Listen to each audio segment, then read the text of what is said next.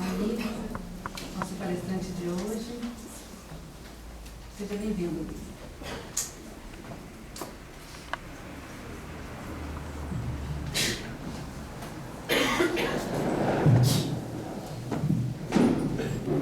Meus irmãos e minhas irmãs, muito boa noite a todos.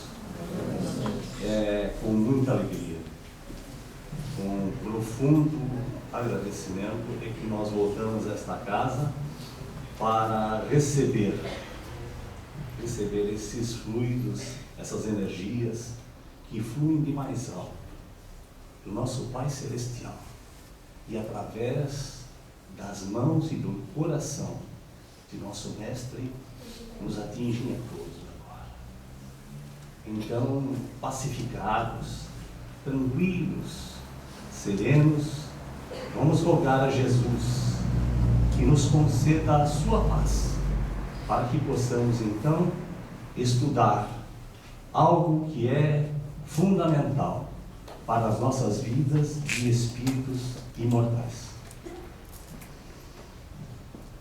O tema que eu trouxe para nós estudarmos aqui é um tema que eu estou estudando e que eu venho, como digo sempre, como estudante, não como palestrante, mas como estudante, dividir com vocês todos, meus irmãos e minhas irmãs, é aquilo que eu escolhi como título, é Os Poderes do Espírito. Todos nós sabemos, nós que já frequentamos as doutrinas espíritas e espiritualistas, que nós somos espíritos imortais e que, portanto, estamos temporariamente num corpo de carne, encarnados, numa etapa evolutiva.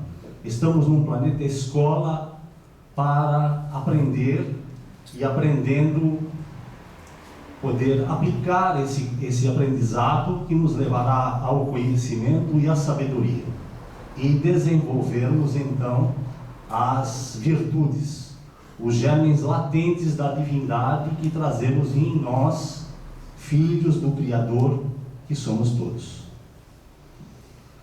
Dizia um dos meus mestres, o professor Huberto Roden, que foi filósofo, escritor, palestrante, e que me ensinou muito, que foi padre da Igreja Católica, e que foi um grande estudioso da obra de Jesus. Ele dizia sempre o seguinte, e tenho sempre no meu coração estas palavras, que nós somos lucigênitos, ou seja, nós somos nascidos da luz do Criador. Todos nós somos fascículos de luz. E porque somos lucigênitos, também somos lucificáveis, ou seja, voltaremos a ser plena luz um dia. Estamos pouco a pouco nos desvencilhando das nossas imperfeições, tal qual um bloco de pedra que vai sendo trabalhado pelas mãos do artista e vai retirando todas as imperfeições. Nós temos os genes da perfeição em nós. Nós somos todos perfectíveis. E isso é um determinismo. Ou seja, um dia todos nós seremos anjos. Por quê? Porque Deus quer. Ele assim determinou. Nenhum dos seus filhos vai ficar para trás. Uns vão mais depressa, outros mais devagar. Mas todos chegarão a esse nível de perfeição relativa, à perfectibilidade. Para falar desse tema, e vendo esta figura do Cristo, que do alto nos abençoa, eu vou começar falando dele, porque esta palestra foi inspirada num livro que se chama Paulo e Estevão. E não sei se alguns leram, mas há uma passagem em que Paulo de Tarso, já transformado, depois que tem aquele encontro com Jesus na estrada de Damasco, ele então começa a divulgar o cristianismo e começa a fazer as suas grandes viagens propagando a boa nova, o Evangelho de Jesus Cristo. E depois da sua primeira longa viagem, que naquele tempo era feito a cavalo, a pé ou de barco, que demorava muito tempo, ele volta para Corinto, e volta assim meio que frustrado, porque ele estivera em Atenas, e ele que era apaixonado pela cultura grega, que bebeu da sabedoria dos grandes sábios gregos que estavam em Tarso, onde ele se formou, ele não conseguiu fundar nenhuma comunidade cristã em Atenas. Então ele volta profundamente abatido, e ali em Corinto ele encontra corações amigos. Ele encontra então uma senhorinha chamada Lloyd, Eunice, e o filho de Eunice, Timóteo, que tinha então 12 anos de idade, e que se converte então no grande acompanhante de Paulo, e isso pouca gente sabe, né?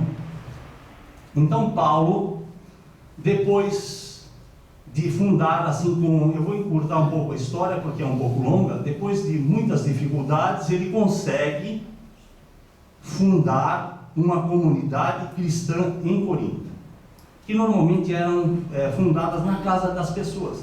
As igrejas antigas eram fundadas na casa das pessoas. Então começava ali com 2, 3, 4 pessoas, as comunidades cristãs do cristianismo primitivo. Depois de fundar essa igreja, ele começa então o seu trabalho ali na igreja de Corinto. E quando ele estava nesse desenvolvimento, ele começa a receber muitas cartas das outras comunidades cristãs que ele já havia fundado primeiro, na sua primeira viagem, nas suas primeiras pregações. E chegam de toda parte pedidos para que ele voltasse àquelas comunidades, porque elas estavam sofrendo uma série de problemas e que precisavam da presença dele, porque quando ele estava nas comunidades com o seu verbo, com sua força, com o poder espiritual que ele já possuía, tudo se modificava, todos ficavam muito contentes e a fé se reforçava, então tudo transcorria bem. Mas tão logo ele saía, novamente começavam as discussões, as dissensões, as brigas, as querelas, e tudo voltava a ser problemático. E aí ele percebe que com aquele número grande de cartas que chegava, ele não daria conta de atender a todas. Não tinha como atender a todas, porque ele gostava de ir pessoalmente às igrejas. Ele gostava do contato com as pessoas. Ele gostava do convívio, ele gostava de sentar e de conversar. Ele gostava do relacionamento, mas não era possível atender a todos. Então, certa tarde, quando a igreja de Corinto se fecha, já começa a anoitecer, a igreja está às escuras, ele se ajoelha sozinho na igreja de Corinto e faz uma prece a Jesus.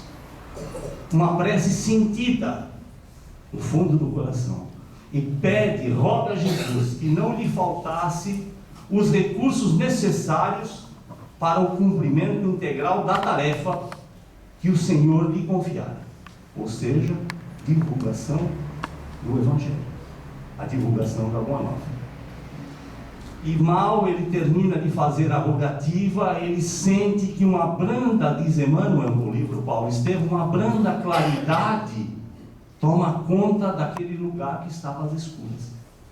E ele escuta uma voz inconfundível, que lhe diz assim: nada temas, continua ensinando a verdade e não te cales, porque eu estou contigo.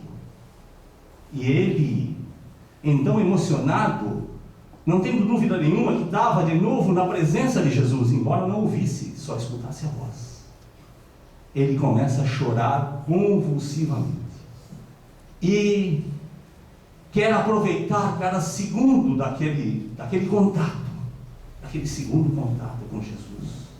O primeiro foi lá na estrada de Damasco, quando ele então tem aquela visão, e é a segunda vez que Jesus o visita, E ele que se sentia um pecador, um homem ainda muito endividado com a providência e com as leis divinas, ele não se sente merecedor daquele carinho, daquele cuidado, daquele devotamento de Jesus para com ele.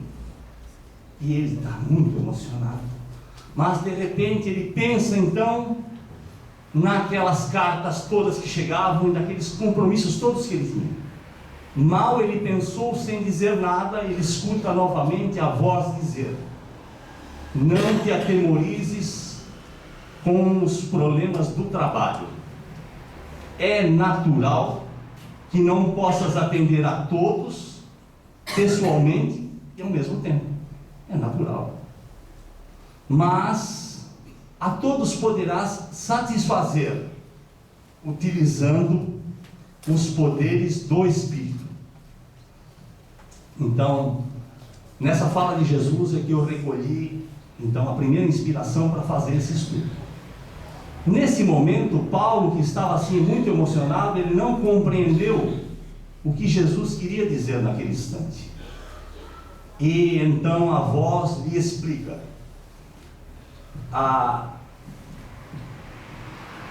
o cumprimento integral da tarefa não necessita da presença pessoal do mensageiro, mas sim da força do seu verbo, da sua exemplificação e da sua vida. Ou seja, Jesus estava dizendo para ele que evangelho, a missão de evangelizar não é feita com palavras, mas sim com a força espiritual daquele que leva a palavra com a sua vida, com a sua exemplificação. E aí Jesus diz assim: doravante você poderá escrever aos irmãos das diversas igrejas em meu nome. E aí nascem então as epístolas, as famosas epístolas de Paulo, que estão lá no Evangelho. Muitas se perderam, eram mais de 30, só algumas foram preservadas e se encontram lá no Novo Testamento.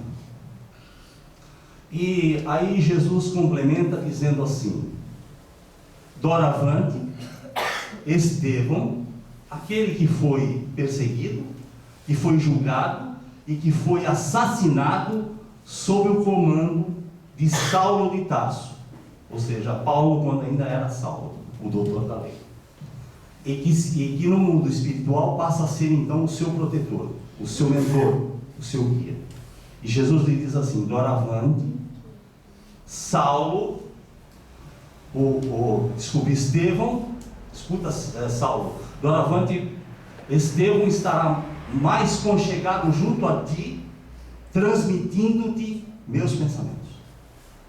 Então, todas as epístolas de Paulo, que nós precisamos ler, estudar com muita atenção, são oriundas das esferas crísticas, das esferas do Cristo de Deus, que nós conhecemos com o nome de Jesus.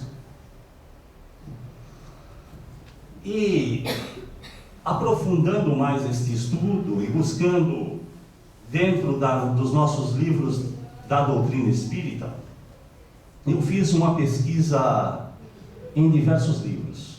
Primeiro, claro, no nosso livro-chave da doutrina, o Livro dos Espíritos. Depois, no Evangelho segundo o Espiritismo. E em mais duas obras que eu queria comentar com vocês, e que são muito importantes. Uma delas é este livro aqui: Os Problemas do Ser, do Destino e da Dor, de autoria de Leon Denis. Leon Denis, eu acho que como muitos já sabem, ele foi contemporâneo e foi um dos auxiliares de Allan Kardec nos trabalhos iniciais da codificação do Espiritismo na França. Então ele escreve essa obra magistral, e na terceira parte desta obra ele diz sobre os poderes, ou os poderes da alma, não é? As potências da alma, melhor dizendo, é o título da terceira parte deste livro. E aí ele vai elencar então essas potências da alma que a gente vai discorrer daqui a pouco. E nesse livro extraordinário também, que eu quero recomendar aos meus irmãos, é um livrinho bem fininho, mas de um conteúdo extraordinário, que se chama Pensamento e Vida, do autor espiritual Emmanuel, pela psicografia de Francisco Cândido Xavier. E este livro, ele foi psicografado porque vários companheiros que estavam lá em Uberaba, na volta do Chico, quando ele estava psicografando as obras que todos nós conhecemos, eles pediram para que Emmanuel trouxesse algum livro, algum ensinamento, algum estudo que eles estavam fazendo no espaço, nos planos espirituais, para os espíritos que estavam se preparando para reencarnar. Porque nós sabemos que ninguém vem para cá de paraquedas, ninguém vem para cá sem um plano, ninguém vem para cá sem um planejamento muito bem feito, muito bem delineado, para que a gente possa aproveitar a encarnação. Isso feito com a ajuda dos nossos mentores, dos espíritos superiores, e nós recebemos então toda a orientação. E Emmanuel diz para Chico que tem uma cartilha no mundo espiritual, que é uma cartilha oral, que eles passam então para aqueles espíritos que estão se preparando para reencarnar, ou seja, para viver uma nova experiência na carne. E essa cartilha no mundo espiritual se chama exatamente isso: Pensamento e Vida. E aqui, então, ele traz os detalhes principais dessa cartilha, que é oral, e ele transforma num livro para estudo de todos nós. E é de muita profundidade, embora pareça um livro muito fininho, ele é extremamente complexo. Bom, falando agora sobre os poderes do Espírito, nós ficamos maravilhados, não? Todos nós conhecemos os poderes do corpo, né? E que maravilha que são os poderes do corpo, né? A visão, a audição, o paladar, o tato, não é? A inteligência. Quantos poderes, né, nós detemos com este veículo, que é o nosso corpo físico, ou seja, vaso sagrado aonde está o nosso espírito temporariamente agregado para o processo de aprendizado, de aperfeiçoamento. E é maravilhoso. Mas nós temos então que pensar um pouco mais além, porque nós vamos viver para sempre. Nós somos imortais. Então, nós temos o nosso corpo físico, que é a nossa veste, mas o nosso corpo verdadeiro, e os meus irmãos aqui que estudam aqui no Ramatiz e que lecionam também, eles sabem muito bem que o corpo verdadeiro é o perispírito, ou seja, o corpo espiritual. E que este corpo, então, ele é só uma coisa que foi plasmada tendo como molde o perispírito, que é o corpo verdadeiro. Então, isso que nós estamos tendo agora, como um corpo de carne, é só uma vestimenta.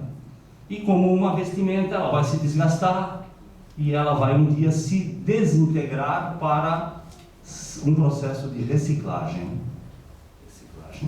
Mas o nosso espírito vai continuar, ele vai avançar, e um dia nós voltaremos a ser luz, né, como eu disse no começo. Então diz Leon Denis, na sua obra magistral, que é Os Problemas do Ser, do Destino e da Dor, que existem, ele elenca aqui, claro que existem mais potências da alma, mas nós vamos examinar aqui, eu vou comentar aqui devido ao curto tempo que nós temos para falar, porque isso aqui seria tema de um seminário de muitas horas, e nem assim esgotaríamos o assunto, porque o assunto é muito vasto. Mas nós vamos falar aqui sobre seis potências que o nosso irmão Leon Denis coloca na sua obra. E ele diz o seguinte, que há dentro de nós uma poderosa rede de forças que se origina de um centro de energias ocultas dentro da nossa alma.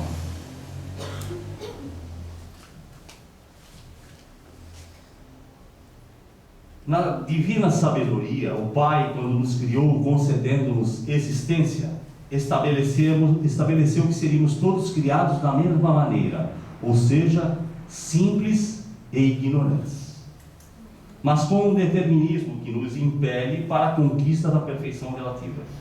Por isso Jesus afirmou: vós sois deuses, vós sois deuses, reafirmando o potencial divino que existe em nós. E foi mais adiante, disse: vós podeis fazer o que eu faço. Quando todos se admiravam das curas, dos poderes que ele detinha, ele disse: vós podeis fazer o que eu faço e podeis fazer ainda mais. E ele disse também que as causas da nossa felicidade não se acham em lugares determinados no espaço, mas que estão em nós, nas profundezas misteriosas da alma, que é confirmada por todas as grandes doutrinas espiritualistas. E aqui Leon Denis cita 3, a saber, na sabedoria dos Vedas, que foi um povo que viveu aproximadamente 5.000 anos antes do Cristo, no vale do rio Indus, na Mesopotâmia. Nesse povo, eles tinham um livro sagrado que era o Vedanta. E no Vedanta, 5.500 anos antes do Cristo, está escrito assim: tu trazes em ti um amigo sublime que não conheces.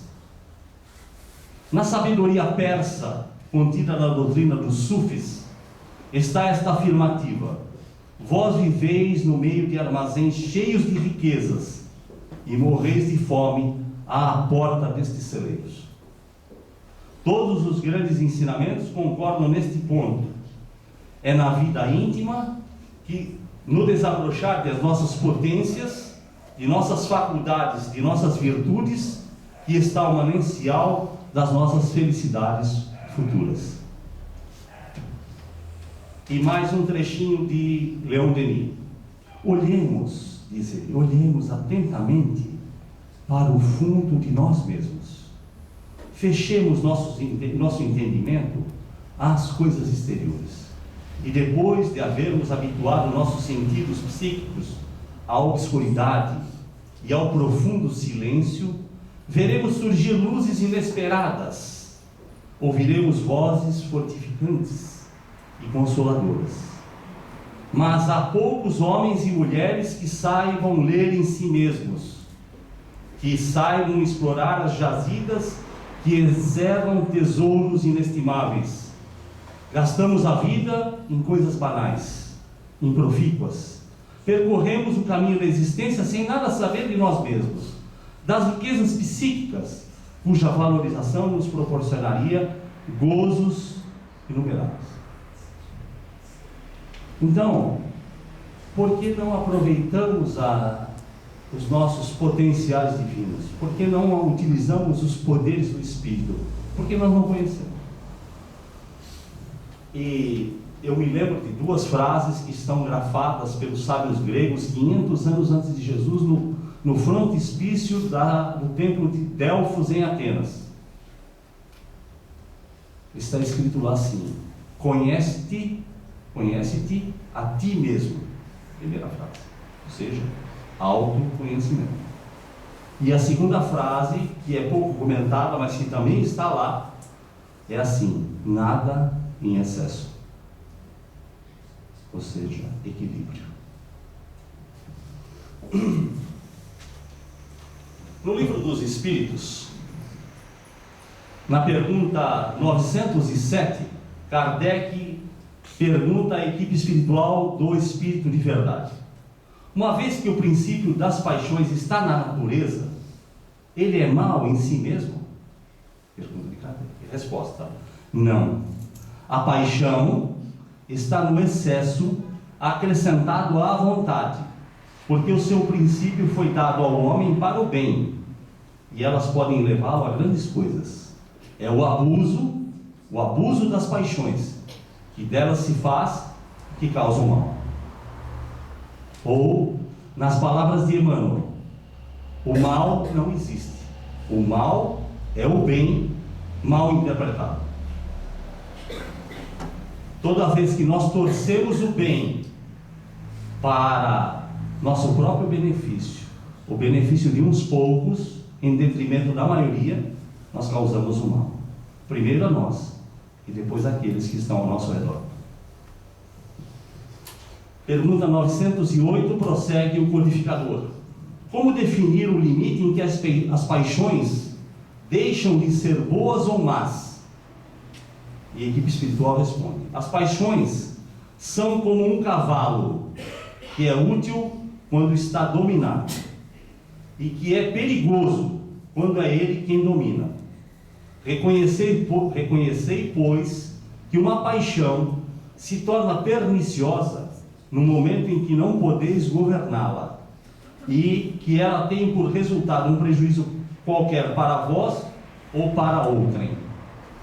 Comentário de Allan Kardec a esta resposta da equipe espiritual. Porque, como nós bem sabemos, da equipe do Espírito de Verdade, que traz a codificação do Espiritismo, ou seja, a terceira revelação, o Consolador Prometido, Kardec era aquele elemento que fazia parte da pleiade do Espírito de Verdade, que estava encarnado ali, e os outros no mundo espiritual. Então ele faz um comentário, depois desta resposta dos Espíritos. Todas as paixões, diz Kardec, têm o seu princípio num sentimento ou numa necessidade natural. Todas as paixões têm o seu princípio num sentimento ou numa necessidade natural.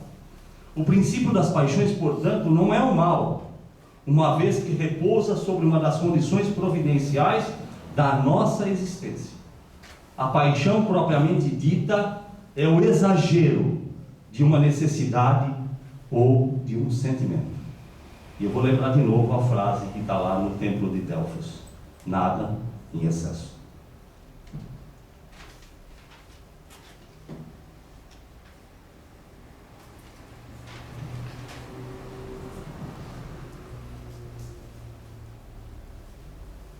Diz ainda Kardec: toda paixão que aproxima o homem da natureza animal afasta-o da natureza espiritual.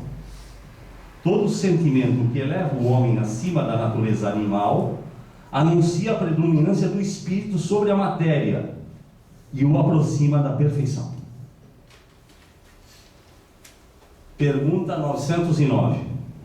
O homem poderia sempre vencer suas más tendências pelos seus esforços? Pergunta novamente Kardec. Resposta da equipe espiritual: sim, e algumas vezes por fracos esforços. É a vontade que lhe falta. Ah, quão poucos dentre vós fazem esforços.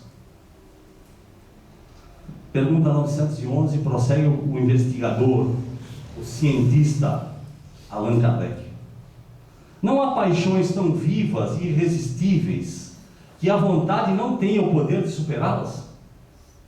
Resposta: há muitas pessoas que dizem, eu quero, mas a vontade não está senão nos lábios. Elas querem, mas estão bem contentes que assim não seja. Quando se crê não poder vencer suas paixões, é que o espírito nelas se compraz em consequência da sua inferioridade. Aquele que as procura reprimir compreende sua natureza espiritual. As vitórias sobre as paixões são para ele um triunfo do espírito sobre a matéria. Então, vamos voltar lá para Leon Denis, depois de ter essa base do Livro dos Espíritos. Começando com vontade. Pergunta Leon Denis: por que meios, ou por que meio, poderemos pôr em movimento as potências internas e as orientarmos para um ideal elevado? E ele responde: pela vontade. O uso persistente, tenaz desta faculdade soberana, permitir-nos-á modificar a nossa natureza, vencer todos os obstáculos, dominar a matéria, as doenças e a morte. O princípio da evolução não está na matéria, diz Leon Denis, está na vontade, cuja ação tanto se estende à ordem invisível das coisas, como à ordem visível e material. O princípio superior, o motor da existência, é a vontade. Isso é o que nós temos de nós mesmos. Isso é inalienável. A vontade divina é o supremo motor da vida universal. Através da sua vontade soberana, criou Deus o universo. E aí nós temos aquela figura que está lá no livro de Gênesis, de Moisés, representando, claro, metaforicamente, a figura do Criador sobre o abismo. E ele diz, exercendo a sua vontade de Criador: faça-se a luz. E a luz se fez. E o universo começou. Querer é poder, afirma categoricamente Leon Denis. O poder da vontade é ilimitado. O homem consciente de si mesmo, de seus recursos latentes, sente crescer em suas forças em razão dos seus esforços. Sabe que tudo o que de bem e de bom desejar há de mais cedo ou mais tarde realizar-se, inevitavelmente, ou na atualidade, ou na série de suas existências, quando o seu pensamento se puser de acordo com a lei divina. E é nisso que se verifica a palavra celeste, a palavra de Jesus que disse: a fé transporta montanhas. O Cristo que operou milagres materiais, isso está no Evangelho segundo o Espiritismo, um recorte que eu fiz lá. O Cristo que operou milagres materiais, mostrou por esses milagres mesmos o que pode o homem quando tem fé. Isto é, ele explica, que a fé é a vontade de querer e a certeza íntima de que essa vontade pode obter satisfação. Isso é fé. É um sentimento. É a vontade de querer e a certeza íntima de que essa vontade pode ser satisfeita. Diz Leon Denis, magnífico isso aqui: não é consolador e belo poder dizer: sou uma inteligência e uma vontade livres, a mim mesmo me fiz inconscientemente, através das idades edifiquei lentamente a minha individualidade e liberdade, e agora conheço a grandeza e a força que há em mim. Amparar-me-ei nelas, não deixarei que uma simples dúvida as empane por um instante sequer, e fazendo uso delas, com o auxílio de Deus e dos meus irmãos no espaço, elevar-me-ei acima de todas as dificuldades. Vencerei o mal em mim, desapegar-me-ei de tudo que me acorrenta às coisas grosseiras, para levantar um dia voo para os mundos felizes.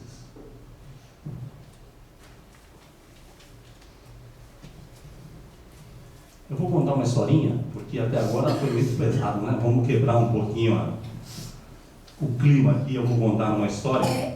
No programa do Jô Soares, o meu professor, eu não vi a entrevista, mas o meu professor, Haroldo Dutra Dias, me contou essa história que eu quero trazer de novo, que talvez alguns já conheçam. No programa do Jô Soares, que é um programa de entrevistas, certo dia ele entrevistou uma moça que nasceu numa aldeia no Xingu. E essa moça, desde muito pequenininha, revelou lá, em conversa com o Jô Soares, que ela tinha uma vontade assim muito grande, desde muito cedo. Ela queria entrar para o exército brasileiro, para as forças armadas brasileiras, e um dia erguer a bandeira nacional. Vocês já viram algum índio com essa vontade? O índio está lá, quer pescar, quer ficar na rede, né? quer andar pelo mato, né? Um uma vontade estranha, né? Numa índiazinha, pequenininha ainda, tinha vontade de entrar para o exército, né? Se tornar uma pessoa graduada no exército e um dia ela erguer a bandeira nacional. E o Jô Soares achou interessante essa questão, e aí ela explicou o seguinte, que ela ganhou uma bolsa de estudos da FUNAI, quando estava lá na aldeia, sempre com essa vontade, e veio para o Rio de Janeiro para estudar, e aí seguir, então, em direção ao seu sonho, que o seu sonho era esse. E no primeiro dia, já mocinha, ela vem para o Rio de Janeiro, e como ela costumava fazer lá na taba, lá na tribo, no meio da selva, ela acordava muito cedo, 5 horas da manhã, ela já estava acordada, e saía para caminhar. E assim ela fez, saiu para caminhar pelo calçadão do Rio de Janeiro. 6 e pouco da manhã. Estamos com o tempo esgotando. Eu vou tentar encurtar um pouquinho. E aí ela, caminhando, foi abordada por um maníaco sexual. E o maníaco sexual começou a tentar agarrá-la. Mas como ela estava muito treinada a correr na mata, e ela tinha que correr atrás da comida, se ela quisesse comer quando estava lá na tribo, ela corria muito. E ela saiu correndo, e o maníaco não conseguiu alcançar. Aí ela voltou, depois de algum tempo, voltou lá para a comunidade onde ela estava, naquela escola que ela estava. E aí ela pensou, e qualquer um de nós teria possivelmente desistido, né? Poxa vida, o que Deus está aprontando comigo, né? Eu venho aqui para estudar, quero me formar, quero ter uma vida digna, quero entrar para o exército e tal, e de repente me deparo com um maníaco sexual. E aí ela começa a fazer aquela oração, de repente ela diz: ah, meu Deus, eu já sei o que o Senhor está querendo comigo. O Senhor quer que eu corra. E no dia seguinte, ela emprestou um par de tênis, que ela não tinha, ela emprestou um par de tênis usados no emprestado. E ela, todos os dias, então, levantava no mesmo horário e saía correndo por aquelas avenidas lá do Rio de Janeiro, à beira-mar. E corria, e uma semana, 2 semanas, 3 semanas, um mês e meio, correndo. Até que um dia ela estava correndo, e um treinador de um dos clubes lá no Rio de Janeiro viu aquele vento passar por ele. E ele ficou abismado. Aí ele ficou esperando ela passar de volta, e ele chegou perto dela, e ela já com receio, né? E ele disse para ela: eu sou treinador do clube tal, e eu vi você correndo, e eu acho que você tem um potencial, você não quer vir lá para o clube para treinar com a gente? Nós temos uma bolsa de estudo para te oferecer, tal, se você for aprovado. Ela foi, passou nos testes, e se tornou uma medalhista, ganhou muitos torneios, muitos troféus, muitas medalhas, conseguiu estudar, se formou, e hoje ela é oficial da Marinha Brasileira e ergueu a bandeira nacional. Então diz um padre italiano o seguinte: toda vez que Deus quer levantar em nós uma virtude, Ele nos manda uma provocação. Quem ia imaginar, né, que um tarado, um amigo sexual, fosse encaminhar a vida dela? Legal essa história, né? E adiantando um pouquinho, porque eu julgava ter 1 hora, mas meus amigos dizem que não, né?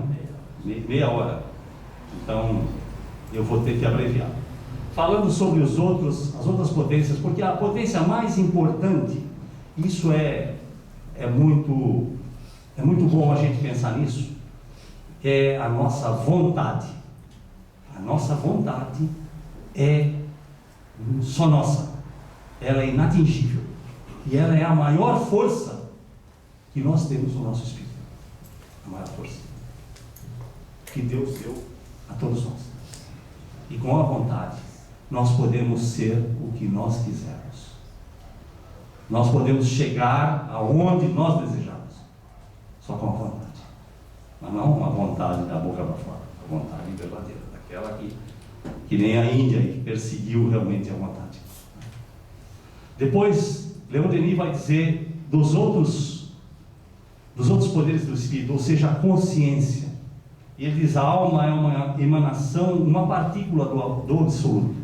As almas têm por objetivo primordial de suas vidas manifestar de maneira cada vez mais grandiosa o que nelas há de divino. Através da ampliação da consciência, a alma humana vai ampliando o domínio que está destinado a exercer dentro e fora de si, por meio dos seus sentidos e energias latentes. As profundezas da alma ligam-na à grande alma universal, ou seja, a alma do Criador, de que ela é como uma vibração. Eu não vou me alongar porque o tempo já estourou. Depois ele fala do livre-arbítrio, não é? Então a vontade, diz Emmanuel, num dos seus livros também, que a vontade é o produto final do nosso livre-arbítrio. Porque Deus, quando nos criou, Ele criou um cerceamento do seu próprio poder, quando Ele nos deu o livre-arbítrio. Ou seja, Ele não interferiria na vontade, nos desejos dos seus filhos. Ele respeitaria cada um dos seus filhos, mesmo que equivocados. Mas Ele respeitaria e nos ajudaria sempre. Livre-arbítrio. Depois, o outro poder do Espírito, o pensamento. O pensamento é criador. Assim, o pensamento do Eterno projeta sem cessar no espaço os germes dos seres e dos mundos. Mais detalhes na obra de Leon Denis, tá bom? Por penúltimo, o amor. Deus é amor, diz João no seu Evangelho. Por amor criou Deus os seres para associá-los às suas alegrias e à sua obra. A essência do amor é doação. Assim, Deus é o maior doador que há no universo. Ele nos deu a vida e nos deu todos os recursos para a nossa evolução. E por último, o último poder que Leon Denis comenta é a dor. E ele diz que a dor, ela não pode ser tirada, é uma potência do Espírito. E que a dor, ela está na mesma, alinhada com o prazer. E se nós suprimíssemos a dor, nós teríamos também suprimido o prazer. Então são os dois extremos da sensibilidade. E por isso é uma potência do Espírito. E a dor nos faz avançar. Bem vivida, bem entendida, bem compreendida. Todo o poder da alma pode ser resumido em 3 palavras: querer, saber e amar. Poderia 2 minutos mais? 2 minutos. Eu vou trazer uma poesia que está em Parnaso de Além-Túmulo para resumir toda essa nossa fala. Da poetisa potiguar Alta de Souza, pela psicografia de Francisco Cândido Xavier. Mensagem fraterna.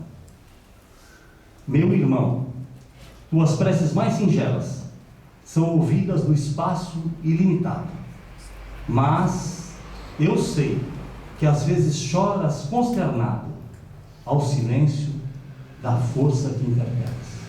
A gente faz uma oração para Deus e está desesperado, e nós somos naquele momento o maior sofredor do mundo, e parece que Deus não escuta, porque a gente quer a solução imediata. Mas o tempo de Deus é diferente. Então ela diz assim, segunda quadra: volta ao teu templo interno e abandonado, a mais alta de todas as capelas, e as respostas mais lúcidas e belas hão de trazer-te alegre e deslumbrado. Ouve o teu coração em cada prece.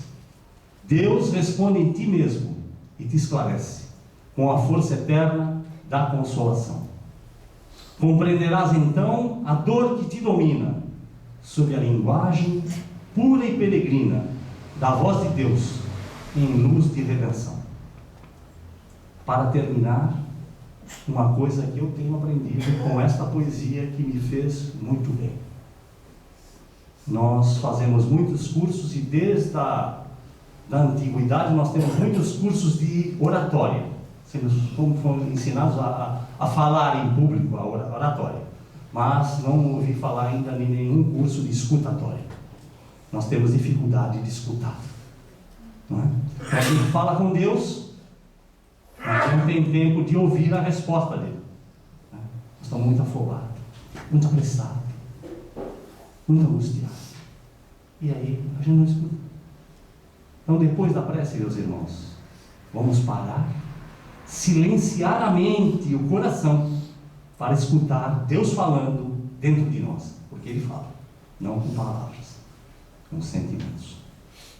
Muito boa noite a todos, obrigado pela paciência, perdão pelo excesso. Obrigado.